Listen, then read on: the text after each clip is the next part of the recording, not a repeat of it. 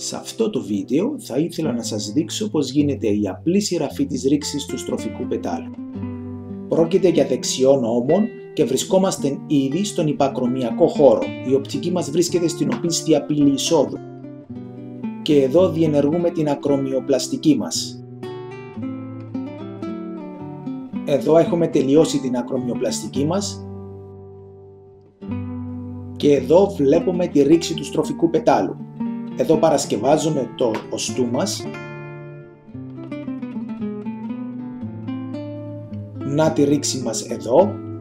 Πρόκειται για μικρή ρήξη 6 έως 8 χιλιοστών. Και εδώ ετοιμαζόμαστε να τοποθετήσουμε την άγκυρα καθήλωσης. Πρόκειται για απορροφήσιμη βίδα με 3 ραφές.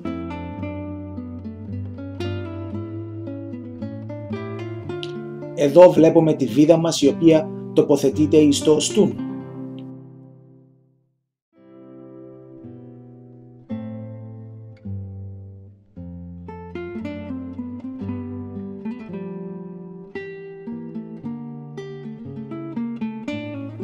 Η βίδα έχει τοποθετηθεί από την πλάγια πύλη εισόδου και τώρα πρέπει να μεταφέρουμε όλες τις ραφές μας από την πλάγια πύλη εισόδου στην πρόστια πύλη εισόδου.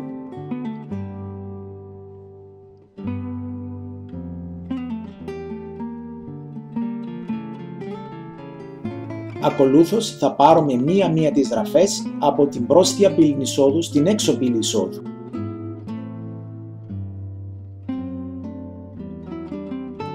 Θα οπλίσουμε ένα ειδικό εργαλείο, το σκόρπιο, το βλέπουμε τώρα εδώ, με τη βοήθεια του οποίου θα περάσουμε τις ραφές διαμέσου του τένοντα.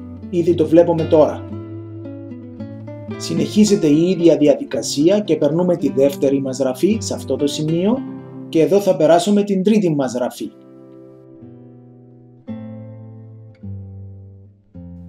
Εδώ έχουμε περάσει και την τρίτη ραφή. Ακολούθως προχωράμε στο δέσιμο των γκόμπων. Εδώ έχουμε πάρει τις δύο άκριες της πρώτης ραφής και αρχίζουμε και δένουμε τον γκόμπο εξωτερικά και τον κατεβάζουμε κάτω πάνω στο στροφικό πέταλο.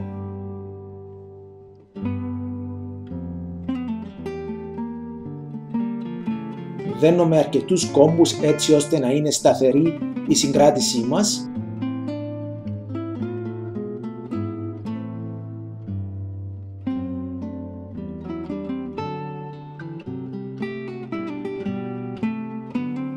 Και ακολούθως κόβουμε τον κόμπο.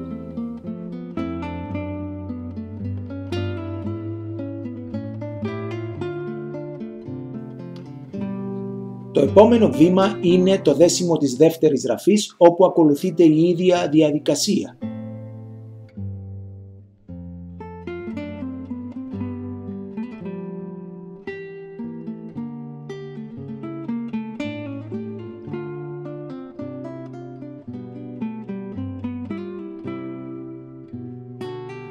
Και τέλος, δένουμε την τρίτη μας ραφή.